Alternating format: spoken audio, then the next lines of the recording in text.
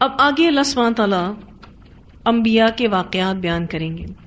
اللہ سبحانہ تعالیٰ فرماتے ہیں لقد ارسلنا نوحا، البتہ تحقیق بھیجا ہم نے نوح علیہ السلام کو، الی قومہ، اس کی قوم کی طرف، فقالا، تو اس نے کہا، یا قومی، اے میری قوم، اعبدوا اللہ، عبادت کرو اللہ کی، ما لکم من الہ غیرہ، نہیں تمہارے لیے کوئی الہ اس کے سوا، انی، بے شک میں، اخافو، میں ڈرتا ہوں، علیکم، تم پر، عذاب یوم عظیم، عذاب سے بڑے دن کے. یوم عظیم سے مراد قیامت کا دن ہے، یعنی جب تم اللہ کے ساتھ شرک کرتے ہوئے اس سے ملو گے تو مجھے قیامت کے دن کے عذاب کا ڈر ہے کہ قیامت کا دن تم پر عذاب بن کر آئے گا. قال، کہا، الملأ، سرداروں نے، من قومی، اس کی قوم میں سے، انا، بے شک ہم، لنراک، البتہ ہم دیکھتے ہیں تجھ کو، فی ضلال مبین، کھلی گمراہی میں. یہاں پر جو لفظ آیا ہے ملأ، اس کا لفظی معنی ہوتا ہے بھرنا. مراد اس سے اشرف القوم ہے، یعنی قوم کا ایلیٹ طبقہ، بڑے لوگ. ان کو ملأ اس لیے کہا جاتا ہے کیونکہ ان کے روب سے قوم کے لوگوں کے دل بھر جاتے ہیں. تو قوم کے سرداروں نے یا قوم کے لیڈروں نے یہ کہا کہ انا لنراک فی ضلال مبین، بے شک ہم البتہ دیکھتے ہیں تجھ کو کھلی گمراہی میں. یعنی تم ہمیں یہ کہتے ہو کہ ہم بتوں کی پوجا کرنا چھوڑ دیں، جس کام کو ہم اپنے آبا و اجداد کو کرتے ہوئے دیکھتے آ رہے ہیں، تو یہ سری گمراہی ہے. تم ہمیں شرک سے روکتے ہو، تم ہمیں بتوں کی پوجا کرنے سے روکتے ہو جو ہمارے آبا و اجداد سے چلی آ رہی ہے، تو یہ پھر سری گمراہی ہے. ویسے بھی آپ دیکھیں تو فاسق اور کافر ہر دور میں نیک لوگوں کے بارے میں یہی سوچتے ہیں کہ وہ گمراہ ہیں. یہاں پر آپ دیکھیے تو یہ کافر لوگ حضرت نوح علیہ السلام کو کیا کہہ رہے ہیں کہ ہم تجھے کھلی گمراہی میں دیکھ رہے ہیں، حالانکہ حضرت نوح علیہ السلام تو سیدھے راستے پر تھے. یہاں اگر آپ دیکھیں تو ان کو صرف اور صرف ابھی سردار کہا گیا ہے، الملأ من قومہ، ٹھیک ہے. لیکن آگے چل کر آپ پڑھیں گے کہ اللہ تعالیٰ فرمائیں گے کہ وہ سردار جنہوں نے کفر کیا، پھر اللہ تعالیٰ فرمائیں گے وہ سردار جنہوں نے تکبر کیا. یعنی یہ سردار جتنے بھی تھے یا یہ لیڈر جتنے بھی تھے وہ کفر بھی کرتے تھے اور تکبر بھی کرتے تھے. قال، اس نے کہا، اب نوح علیہ السلام نے جواب دیا، یا قومی، اے میری قوم، لیسا، نہیں ہے، بی، میرے ساتھ، ضلالتن، کوئی گمراہی، ولکنی، اور لیکن میں، رسول ہوں، میں رب العالمین، رب العالمین کی طرف سے. کتنا سمپل جواب نوح علیہ السلام نے دیا کہ اے میری قوم، میرے ساتھ کوئی گمراہی نہیں لگی ہوئی، میں تو اللہ کا رسول ہوں، جو تمہیں میسج دے رہا ہوں یہ میرا میسج نہیں ہے، یہ اللہ کا میسج ہے. ابلغکم رسالات ربی، میں پہنچاتا ہوں تم کو پیغامات اپنے رب کے، وانصح لکم، اور میں خیر خواہی کرتا ہوں تمہارے لیے، واعلم، اور میں جانتا ہوں، من اللہ، اللہ کی طرف سے، ما لا تعلمون، جو نہیں تم جانتے. ساتھ ساتھ حضرت نوح علیہ السلام نے یہ بھی کہا کہ میں تم تک اللہ کے پیغامات کو پہنچاتا ہوں. یہاں جو رسالات کا لفظ آیا ہے کیونکہ انبیاء بہت سارے پیغامات اللہ کی طرف سے اپنی قوم کو پہنچاتے ہیں، جس میں امر و نہی، ڈوز اینڈ ڈونٹس، اسی طرح سے نصیحت، ڈانٹ، وعید، خوشخبریاں. اسی لیے حضرت نوح علیہ السلام نے کہا ابلغکم رسالات ربی، میں پہنچاتا ہوں تم کو پیغامات اپنے رب کے. اور ساتھ میں انہوں نے یہ کہا وانصح لکم، اور میں خیر خواہی کرتا ہوں تمہارے لیے. رسول کی شان یہی ہوتی ہے کہ وہ مبلغ ہوتا ہے، وہ فصیح ہوتا ہے یعنی اچھے سے بیان کرتا ہے، اور ناصح ہوتا ہے یعنی خیر خواہ ہوتا ہے، اور اللہ کے دین کا عالم ہوتا ہے. کیونکہ آگے دیکھیے وہ کیا کہہ رہے ہیں، وَأَعْلَمُ مِنَ اللَّهِ مَا لَا تَعْلَمُونَ، میں جو جانتا ہوں وہ تم نہیں جانتے. تو رسول کی یہی شان ہوتی ہے کہ وہ مبلغ، فصیح، ناصح اور اللہ کے دین کا عالم ہوتا ہے. یہاں جو ہائی لائٹڈ پوائنٹ ہے وہ وَأَنصَحُ لَكُمْ، اور میں خیر خواہی کرتا ہوں تمہارے لیے. دین دراصل ہے ہی خیر خواہی کا نام، کسی کا اچھا چاہنا. جو شخص دیندار ہوتا ہے وہ خیر خواہ ہوتا ہے، اور خیر خواہی یہ ہے کہ جو غلط ہوں ان کو بتایا جائے اور صحیح کام میں ساتھ دیا جائے، لوگوں کے انجام کی فکر کی جائے. یہ سب لوگوں کے ساتھ خیر خواہی کرنا ہے. آج اگر کوئی یہ خیر خواہی کا کام کرے، لوگ اس کو کیا سمجھتے ہیں؟ برا سمجھتے ہیں.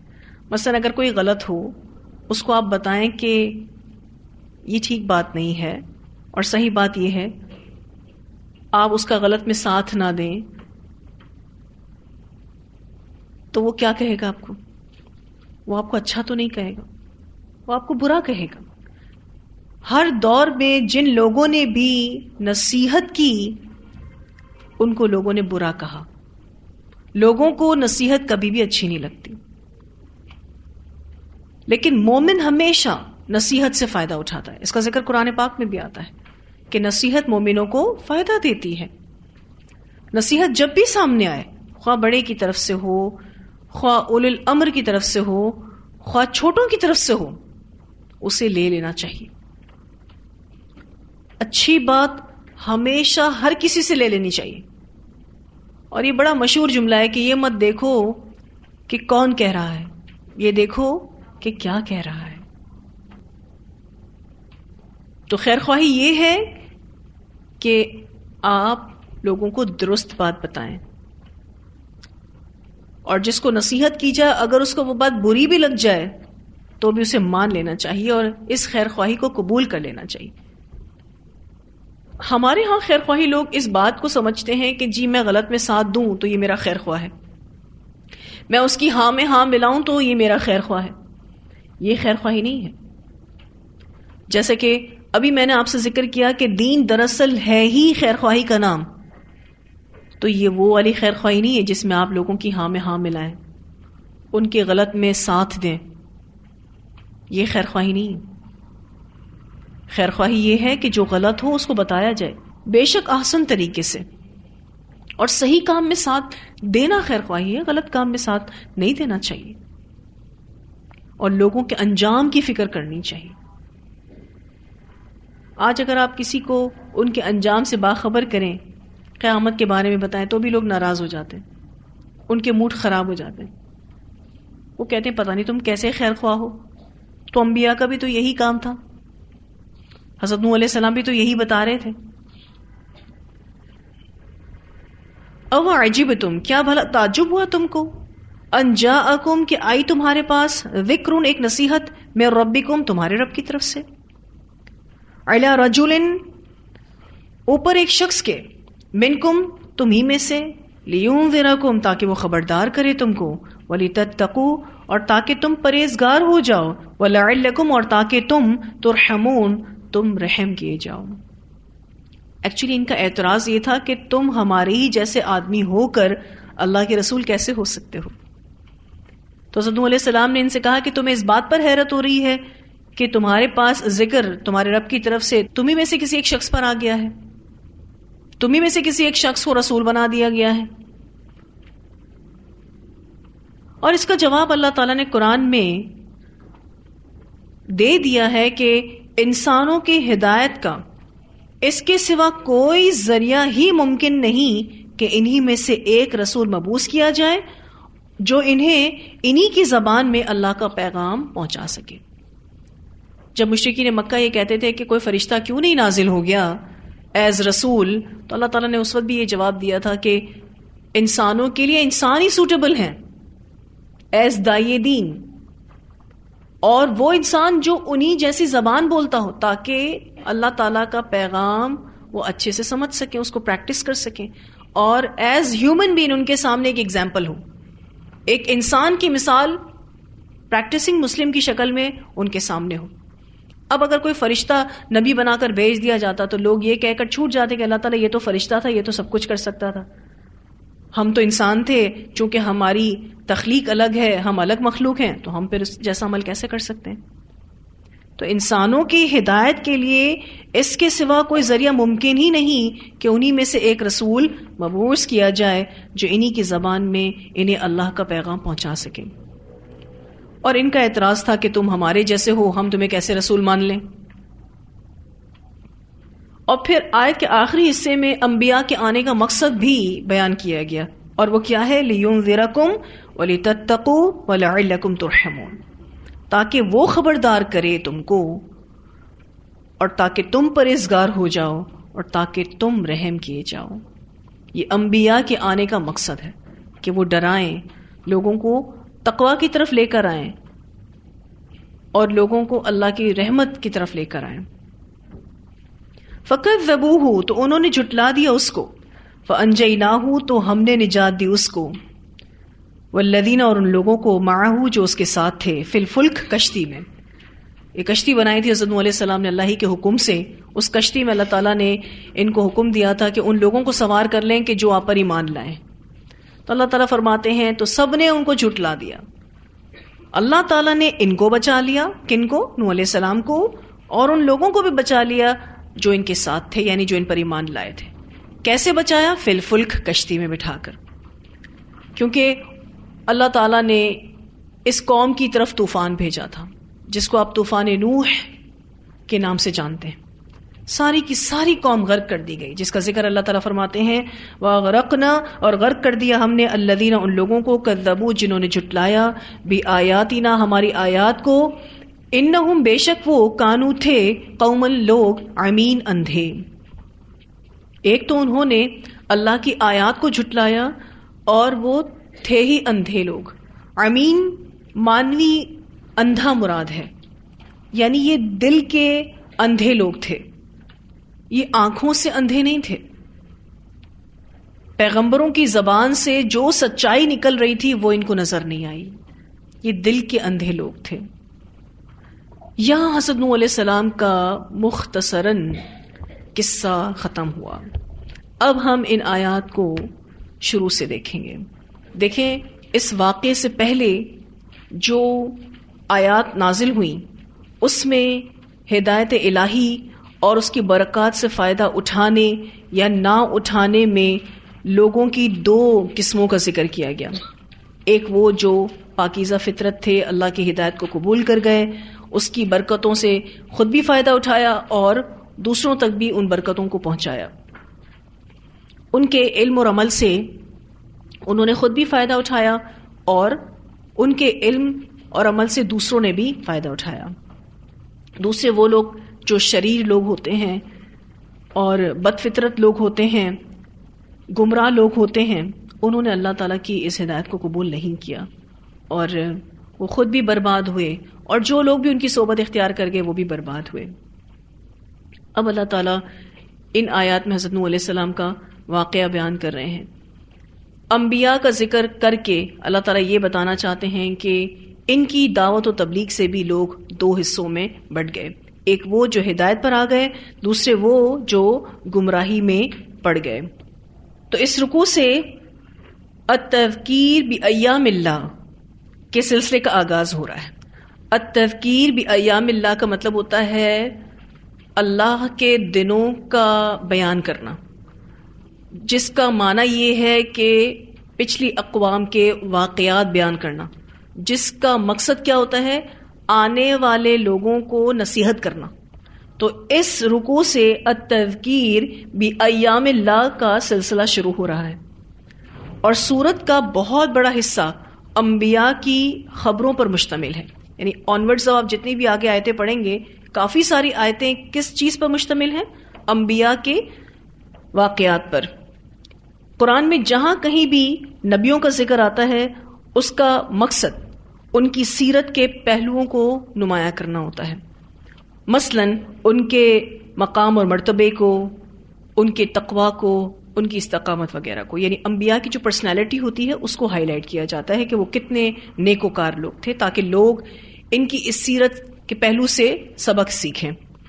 اور پھر ساتھ ساتھ کچھ انبیاء کی قوموں کا بھی ذکر کیا جاتا ہے، تاکہ لوگوں کو پتہ چلے کہ ان کی قوم کا کیا رویہ تھا، ان کی قوم کا کیا رد عمل تھا. ٹھیک ہے، یعنی ان کی قوم کا کیا ریاکشن تھا اس دعوت و تبلیغ کے سامنے. کچھ تفصیلات اس طرح کے بیان کی جاتی ہیں تاکہ لوگ اس سے سبق حاصل کریں. اب یہاں سب سے پہلے حضرت نوح علیہ السلام کا ذکر آ رہا ہے، کیونکہ وہ سب سے پہلے رسول تھے جنہیں اللہ تعالیٰ نے آدم علیہ السلام کے بعد اہل زمین کی طرف مبعوث فرمایا، اور تقریباً 43 مرتبہ ان کا ذکر قرآن پاک میں آتا ہے. حضرت نوح علیہ السلام سب سے پہلے رسول تھے اور اولو العزم رسولوں میں سے بھی تھے. اس بارے میں ایک روایت آتی ہے، آپ صلی اللہ علیہ وسلم نے فرمایا، اہل محشر جب نوح علیہ السلام کے پاس سفارش کی غرض سے جائیں گے تو ان سے اس طرح خطاب کریں گے، آپ علیہ السلام اہل زمین کی طرف پہلے رسول ہیں اور اللہ نے آپ کو شکر گزار بندہ کا لقب دیا ہے. اسے بخاری نے روایت کیا ہے. تو لوگ حضرت نوح علیہ السلام کو اس طرح سے مخاطب کریں گے کہ آپ پہلے رسول تھے اور اللہ تعالیٰ نے آپ کو شکر گزار بندے کا لقب دیا ہے. نوح علیہ السلام کا مرکز دعوت عراق کا علاقہ تھا، اور غالباً اس وقت دنیا کا صرف یہی علاقہ انسانوں سے آباد تھا، یعنی پاپولیشن صرف اسی ایریا میں تھی اور کہیں دنیا میں آبادی نہیں تھی. حضرت آدم علیہ السلام کی وفات کے بعد مدتوں ان کی اولاد ہدایت پر، توحید پر قائم رہی.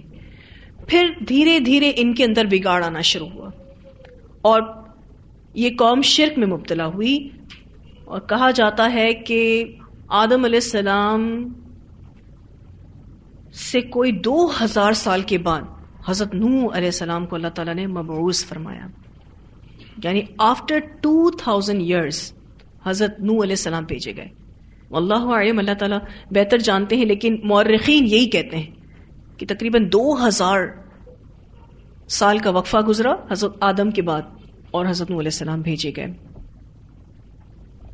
اب نوح علیہ السلام جیسے ہی اس قوم کے پاس آئے تو وہ قوم شرک میں مبتلا تھی.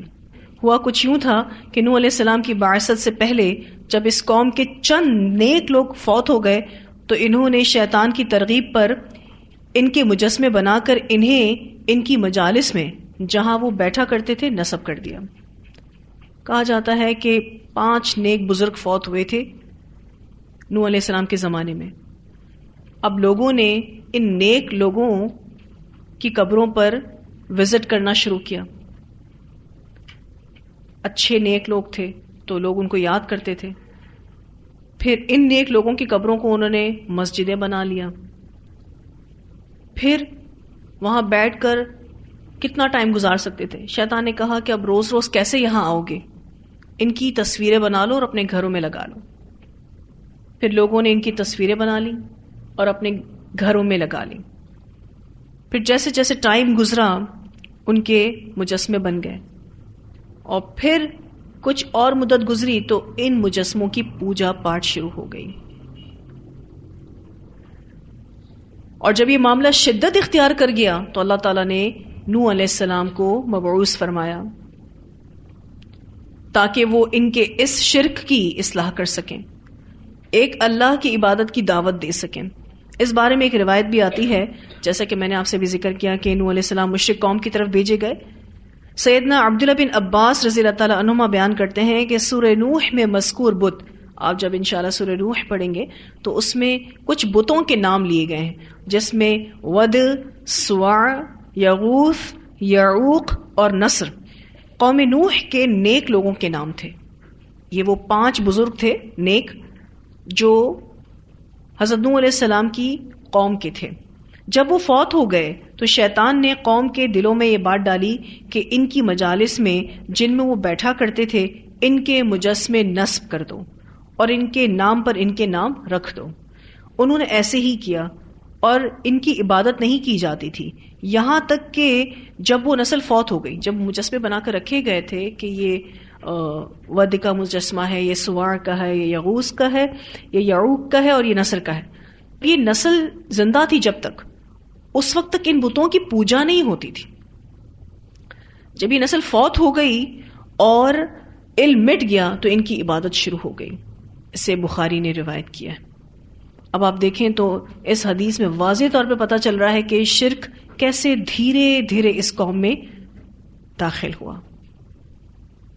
آج بھی آپ دیکھیں تو مسلمانوں میں شرک ایسے ہی دروازوں سے داخل ہوتا ہے کہ کوئی بزرگ فوت ہوتا ہے، پھر اس کے بعد لوگ اس کو یاد کرتے رہتے ہیں، اس کی قبر پر جاتے رہتے ہیں، پھر اس کی قبر کو مزار بنا لیا جاتا ہے، پھر وہ مزار ایک باقاعدہ پکی عمارت کی شکل اختیار کرتا ہے، پھر لوگ وہاں جا کر وزٹ کرتے ہیں، پھر وہاں مختلف قسم کی عبادتوں کو رواج دیا جاتا ہے کہ جی چادر چڑھاؤ، نظر و نیاز کرو، ان سے دعائیں مانگو، وہاں جا کر روتے رہو، یعنی مسجدوں کو چھوڑ کے مزاروں پر جا کر بیٹھے رہو، اور پھر اس کے بعد اپنی مرادیں اور اپنی حاجتیں ان کے سامنے رکھتے رہو، اس عقیدے کے ساتھ کہ یہ اللہ کے نیک لوگ ہیں، زندہ ہیں اپنی قبروں میں، اللہ تعالیٰ تک ہمارا میسج پہنچائیں گے۔ ایگزیکٹلی سیم چیز جو حضرت نوح علیہ السلام کی قوم کر رہی تھی، آج کا مسلمان بھی کر رہا ہے، اور اتنی واضح حدیث موجود ہے، اس کے بعد بھی لوگ اپنے شرک سے باز نہیں آتے۔ تو اللہ تعالیٰ نے حضرت نوح علیہ السلام کے ذریعے ہمیں یہ بتایا کہ دیکھو یہ نوح علیہ السلام کی قوم کس طرح سے شرک میں پڑ گئی، خود کو شرک سے بچاؤ۔ اور آپ کو جو ابھی میں نے ساری یہ آیتیں پڑھ کر سنائی ہیں کہ حضرت نوح علیہ السلام کی قوم کے سرداروں نے حضرت نوح علیہ السلام کو ایسے کہا، پھر حضرت نوح علیہ السلام نے اپنی قوم کے لوگوں کو یہ جواب دیا، اور پھر اس کے بعد ایک دو اور باتیں ہوئیں، اور ایسا لگتا ہے کہ یہ 3-4 ملاقاتیں ہوئی حضرت نوح علیہ السلام کی اپنی قوم سے، اور معاملہ ختم۔ کتنے سال تبلیغ کی حضرت نوح علیہ السلام نے؟ 950 سال۔ پڑھ کر تو ایسا لگتا ہے کہ یہ تو بہت شارٹ ٹائم ہے، یہ اتنا مشکل ٹاسک نہیں تھا حضرت نوح علیہ السلام کے لیے۔ ایسا نہیں ہے، حالانکہ انہوں نے 950 سال تبلیغ کی، اور اس میں انہوں نے بڑا صبر کیا، بہت ٹف سچویشن انہوں نے بیئر کی۔ ایسا لگتا ضرور ہے کہ وہ بہت ہی نارمل سچویشن سے گزرے اور اکا دکا ہی ان کی قوم سے ان کی بات ہوئی، تو ایسا نہیں ہے۔ یہاں پر مختصراً بیان آیا ہے، اور کئی بار قرآن پاک میں ان کا ذکر کیا گیا، اور جب ہم ان کی لائف ہسٹری پڑھتے ہیں تو ہمیں پتہ چلتا ہے کہ انہوں نے کتنا صبر کیا۔ ان کی قوم انہیں مارتی تھی، انہیں دھکے دیتی تھی، اور اتنا مارتی تھی کہ نیم مردہ حالت میں ان کے گھر کے آگے ان کو پھینک کر چلی جاتی تھی۔ یہ سمجھتے تھے وہ کہ یہ مر گیا، اور پھر دوسرے دن حضرت نوح علیہ السلام تبلیغ کرتے ہوئے نظر آتے تھے۔ ان کی قوم نے ان کا جتنا مذاق اڑا سکتے تھے اڑایا، جتنا حضرت نوح علیہ السلام کو یہ پریشان کر سکتے تھے کیا۔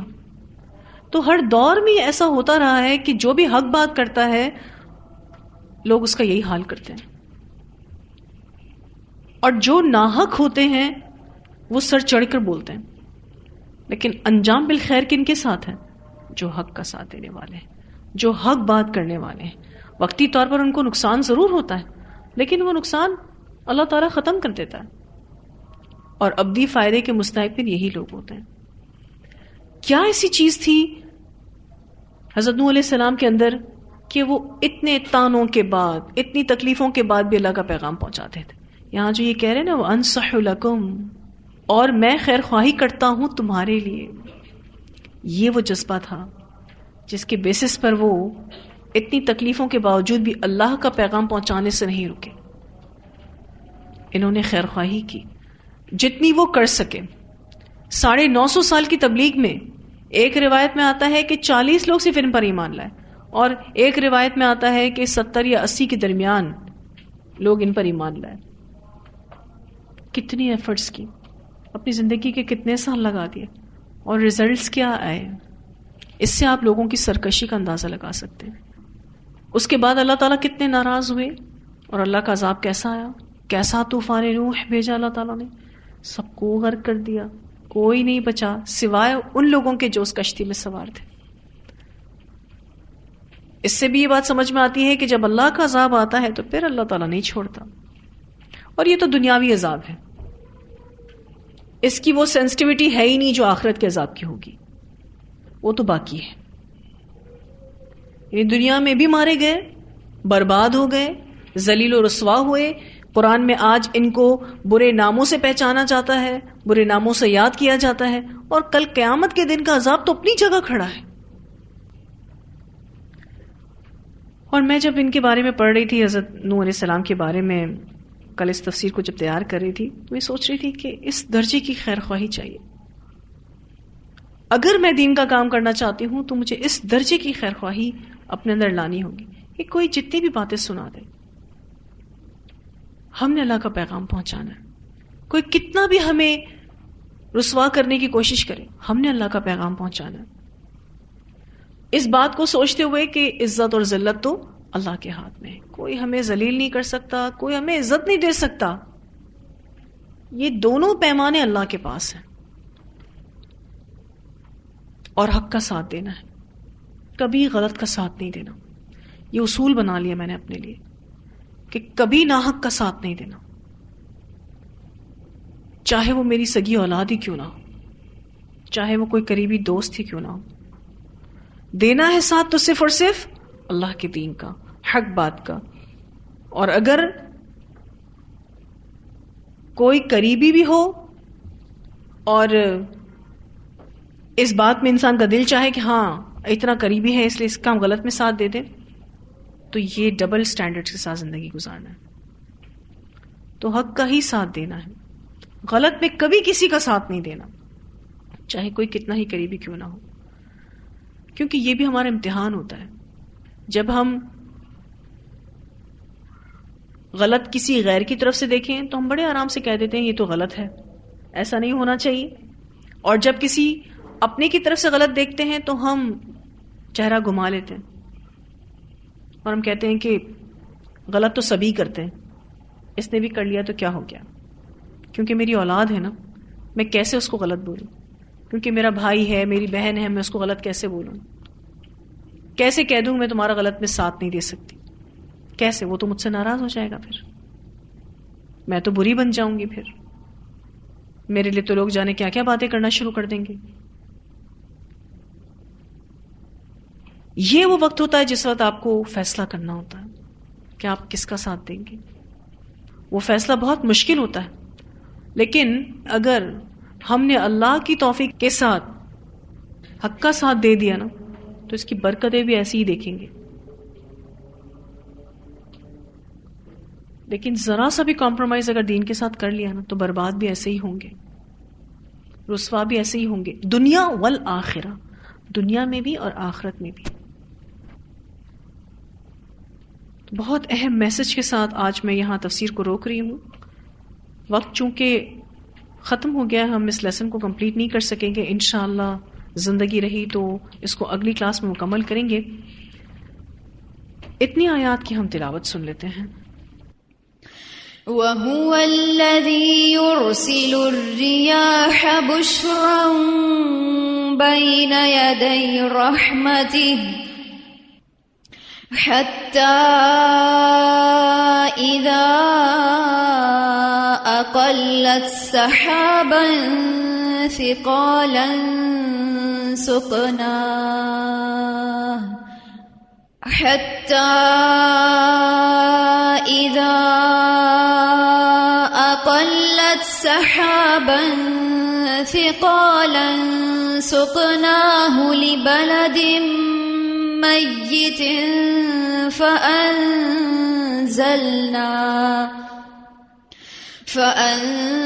فأنزلنا به الماء فأخرجنا به من كل الثمرات كذلك نخرج الموتى لعلكم تذكرون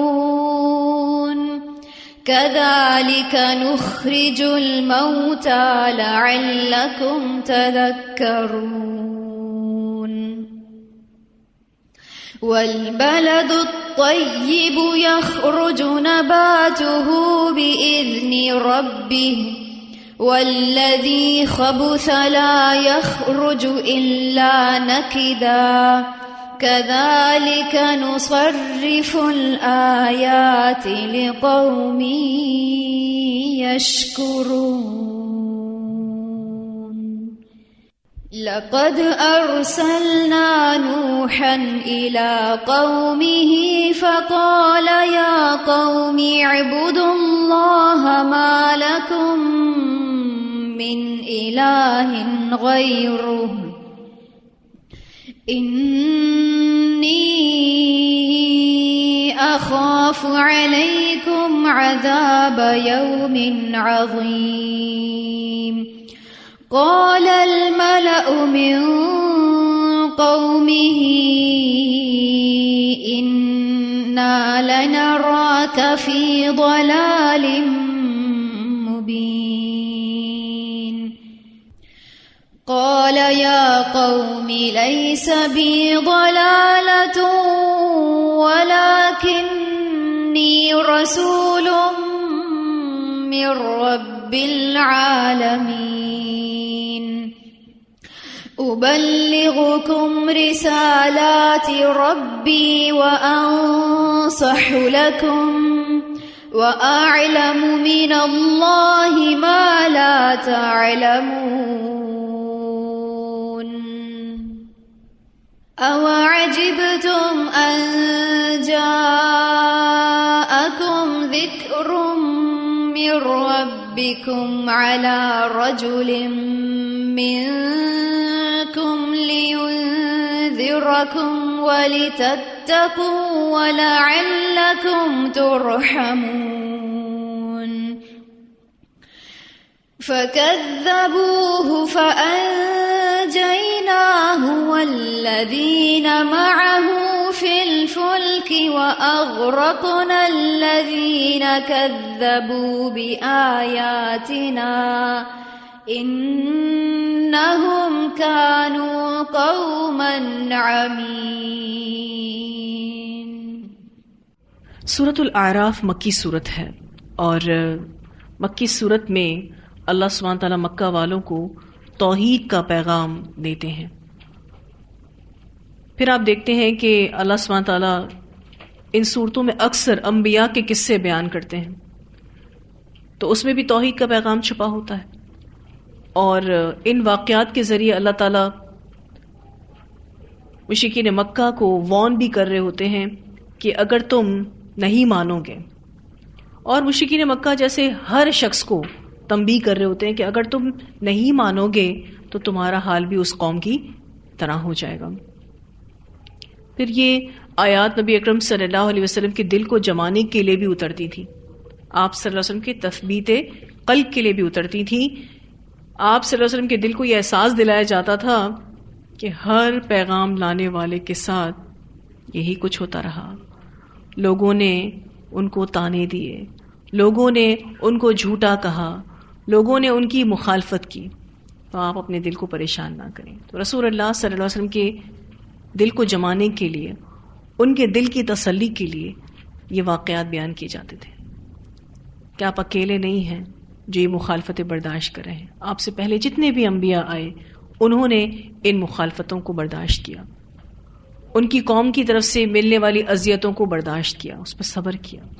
تو آپ بھی صبر کیجیے. اور ان واقعات کے ساتھ ہمیں بھی ایز امت یہی سکھایا جا رہا ہے کہ توحید پر چلنا ہے، اور ساتھ ساتھ ہمارے لیے بھی تنبیہ ہے، وارننگ ہے کہ اگر ہم سیدھے راستے پر نہ چلے، اللہ کی فرما برداری نہ کی، تو اللہ تعالی ہمارا بھی حال ایسا ہی برا کرے گا جیسے پچھلی قوموں کا حال کیا. پھر اللہ سبحانہ تعالیٰ ہمارے دلوں کو بھی جماتے ہیں، ہمارے دلوں کو بھی تسلی دیتے ہیں، کیونکہ جب ہم اللہ کے رسول صلی اللہ علیہ وسلم کے امتی ہونے کے ناطے اس مشن کو آگے لے کر چلتے ہیں، لوگوں کو حق بتاتے ہیں، لوگوں کی اصلاح کرتے ہیں، تو لوگ مخالفت کریں گے. تو اس میں مجھے اور آپ کو بھی صبر کرنا ہے، جمے رہنا ہے، ان اذیتوں کو برداشت کرنا ہے، ان جھوٹے الزامات کو بھی برداشت کرنا ہے، اور اللہ سے مدد مانگنی ہے. اللہ تعالیٰ حق کو حق اور باطل کو باطل بتا کر ہی رہتا ہے. ٹھیک ہے جی، تو آج تفسیر ہم بس یہیں تک رکھیں گے. یہاں تک جو آیات پڑھی ہیں وہ واضح ہیں. چلیں الحمدللہ وآخر دعوانا الحمدللہ رب العالمین. سبحانک اللہم وبحمدک نشہد ان لا الہ الا انت نستغفرک ونتوب الیک. سبحان ربک رب العزۃ عما یصفون وسلام علی المرسلین والحمدللہ رب العالمین.